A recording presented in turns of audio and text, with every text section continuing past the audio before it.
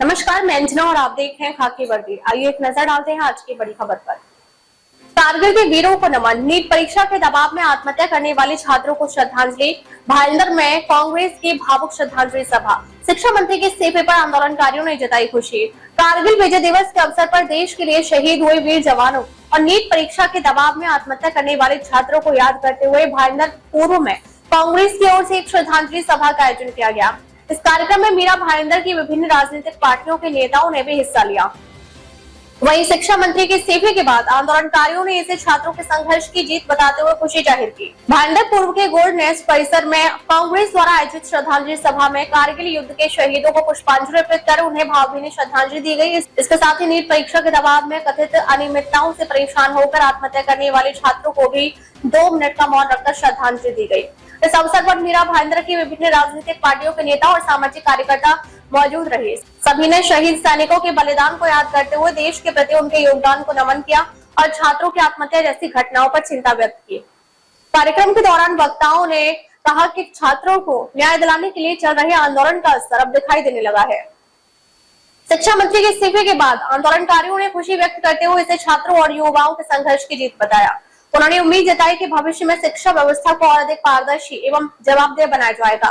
कारगिल के शहीदों की शहादत और छात्रों के भविष्य से जुड़े मुद्दों को एक साथ याद करते हुए आयोजित इस श्रद्धांजलि सभा ने देशभक्ति और सामाजिक जिम्मेदारी का संदेश दिया। अब सभी की नजर इस बात पर है कि शिक्षा व्यवस्था में सुधार के लिए आगे क्या कदम उठाए जाते हैं। अरे उनको दिख रहा है यार, नीचे कर। सिद्धेश जी क्या कहेंगे? देश की युवा पीढ़ी जैन जी ने एक इतिहास रचा है और आज देश को दिखा दिया है कि अगर जैन जी चाहे तो बहुत कुछ कर सकता है। आप क्या कहेंगे?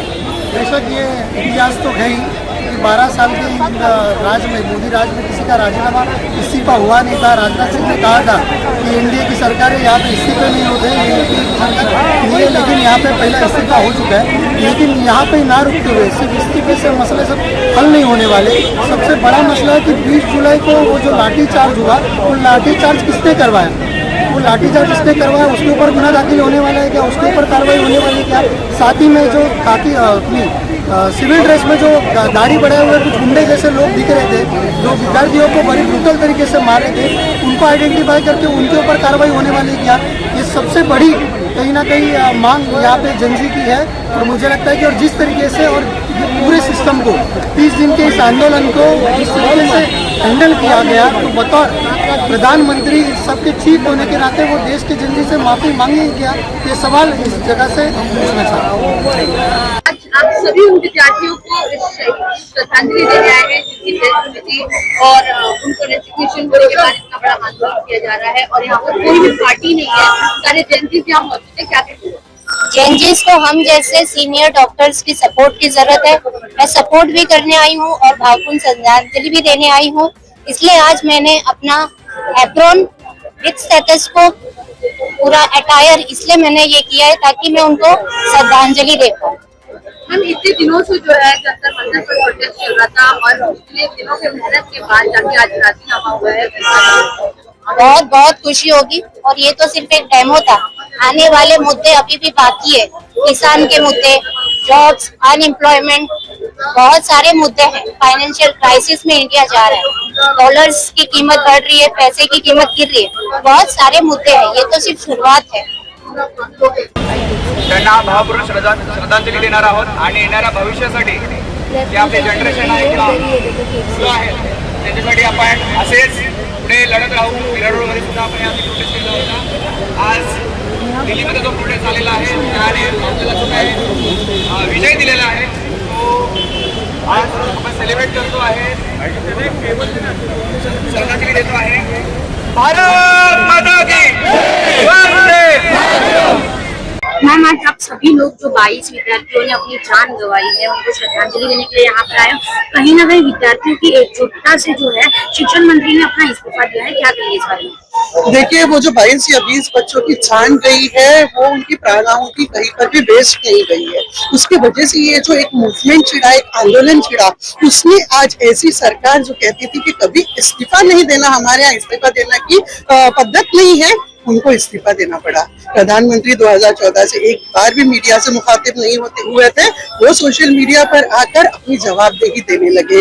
इससे बड़ी जीत या इससे बड़ा श्रद्धांजलि उन 20-22 बच्चों को मुझे लगता है कोई और नहीं मिल सकती है। ये रेवोल्यूशन की एक शुरुआत है, मैं कहूंगी ये तो सिर्फ झांकी है, अभी असली इनकलाब बाकी है। उसके तरफ हमारे देश के जेनजी ने आंखें खोलकर एक कदम आगे बढ़ाया है। उनकी ताकत का उन्हें अंदाजा हो गया है। इतने सालों से जो अन्याय सहन करते आ रहे हैं, अन्याय के खिलाफ आवाज किस तरह से उठाना, इसका सही डायरेक्शन अब जेनजियों को मिल गया है। ये जो एक बहुत ही अनूठी जो अभी पीढ़ी आई हुई है, ये हमारे देश का जो सपना है, एक बेहतर भारत का सपना, वो सब भारत जिसको छोड़ के कोई विदेश में नहीं बसना चाहेगा, वो पूरा करके दिखाएगा। इस आशा की एक किरण जाग गई है। मैं समझती हूँ वो 20-22 बच्चे ही इसके लिए जिम्मेदार, वो 20-22 बच्चे ही इस रेवोल्यूशन के लिए जिम्मेदार होंगे। उन्हें तहे दिल से श्रद्धांजलि, और असली श्रद्धांजलि उन्हें वही होगी जब हमारे देश में एक बदलाव आएगा। बहुत बहुत शुक्रिया। आज यहाँ पर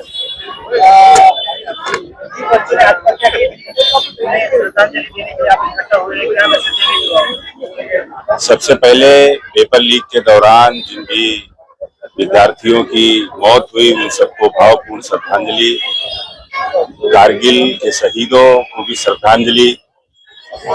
और मैं ये कहना चाहूंगा कि जो युवाओं की जीत, युवाओं ने अपनी ताकत जो सरकार को दिखाई कि ये युवा इस देश के भविष्य है, और लोकतंत्र की पहला शर्त होता है संवाद।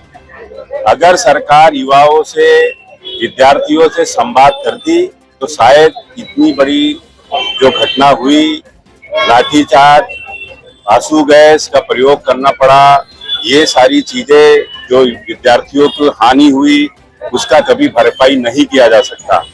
क्या किसी मंत्री की कुर्सी इस देश के युवाओं से बढ़ के है?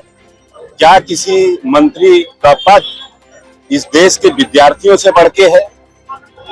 अगर किसी लोकतांत्रिक देश में, हमारा देश हमेशा से सबसे बड़ा लोकतांत्रिक देश है, और देश में संवाद जरूर होना चाहिए। जब अंग्रेजों के जमाने में भी गांधी जी अनशन करते थे, उस वक्त अंग्रेज भी आके गांधी जी से बात करते थे। तो यहाँ पे सरकार सिर्फ ये सोच रही थी अगर हमारा मंत्री इस्तीफा देगा तो हमको झुकना होगा। मैं ये कहना चाहूंगा, इस्तीफा देना झुकना नहीं होता, वो जवाबदेही होती है, और नैतिकता के आधार पर इस्तीफा देना चाहिए था और संवाद साधना चाहिए। अब तक के लिए बस इतना ही। फिर मिलते हैं एक ऐसी ही बड़ी खबर के साथ। अब तक के लिए नमस्कार और देखते रहिए खाकी वर्दी।